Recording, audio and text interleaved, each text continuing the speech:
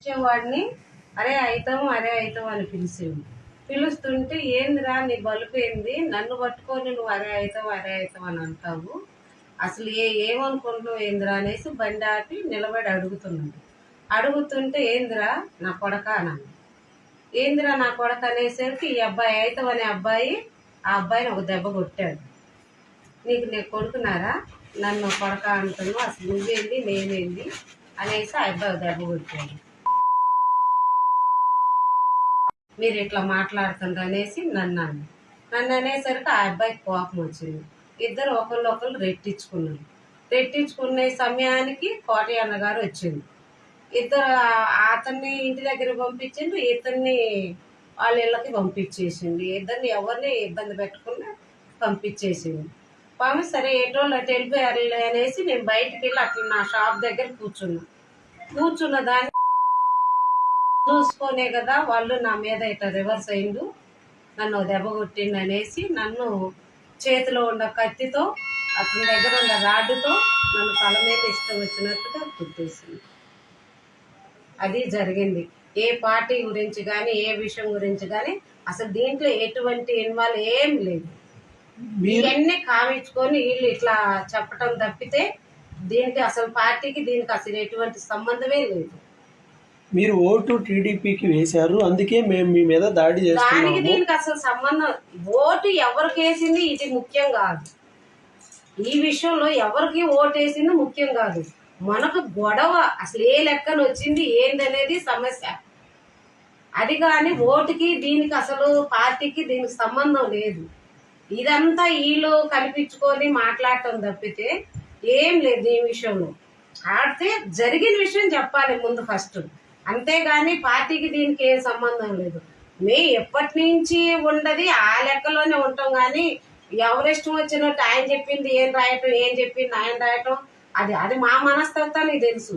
ఏ పార్టీలో ఉండేది ఏ పార్టీలోకి పోయేది మాకు తెలుసు. ఎవరిష్టం వచ్చినట్టు వాళ్ళు రాసుకొని ఇది చేసుకోవటం అది కరెక్ట్ కాదు. అంటే ఈ రోజు చాలా పేపర్లు ఎక్కడ చూసినా కానీ కేవలం టీడీపీకి ఓటు వేయలేదన్న నెపంతోనే ఇలా చేశారని చాలా వార్తలు. అది ఎవరి అభిమానం వాళ్ళదయ్యా, దానికి దీనికి అసలు ఎటువంటి సంబంధమే లేదు. ఇది ఇంటి దగ్గర విషయం గొడవ, పార్టీల విషయం గొడవ కాదు. అది ఎవరి అభిమానం వాళ్ళది, ఎవరి ఇష్టం వాళ్ళది. దానికి దీనికి ఎటువంటి సంబంధమే లేదు. ఇప్పుడు నాకు అభిమానం ఉంటే నా అభిమానం వాళ్ళకి నేను వేసుకుంటా, వేరే వాళ్ళకి అభిమానం ఉంటే వాళ్ళు ఇష్టం వచ్చినట్టు వాళ్ళు వేసుకుంటా. అసలు ఈ ఓటుకి దీనికి ఎటువంటి సంబంధాలు లేదు. ఇది ఇంటి దగ్గర విషయం. అతను కావాలని ఉప్పతల వెంకటేశ్వర్లు కావాలని ఆ యాదవుల మీద గొడవ పెట్టుకున్నాడు. వాళ్ళు రెట్టించుకొని కేవలం నన్ను మధ్యలోకి ఇచ్చేసి కొట్టాడు అతను. ఆ పార్టీకి ఎటువంటి సంబంధం లేదు అసలు ఈ విషయంలో. మేమందరం చిన్నపిల్లల కానించి పసిపిల్లల కానించి మా నాన్నోళ్ళు వయసులో ఉన్న కానించి కూడా మేమందరం కలిసిమెలిసే ఉండేవాళ్ళం. అది ఒక అన్నదమ్ముల్లాగా ఉంటాం. కానీ దీనికి దానికి ఎటువంటి సంబంధం లేదు. అతను తాగొచ్చి వచ్చే వాళ్ళని పోయే వాళ్ళని కేవలం గొడవ పెట్టుకొని ఏదో ఒక రచ్చ చేస్తుంటాడు.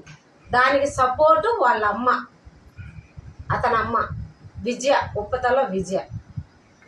అంతేగాని ఈ ప్రతిదానికి కొడుకు చేసిన అన్నిటికీ వెనకేసుకొని ఆమె ఫుల్ సపోర్ట్ కొడుకు ఇచ్చుకుంటా అతను ఇష్టం వచ్చినట్టుగా చేసుకుంటా ఆ రకంగా చేస్తున్నాడు.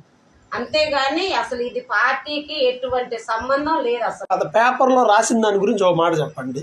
పేపర్లో రాశారు కదా, దానికి ఏమంటాం? మరి అందరు చదివింది అదే చదువు.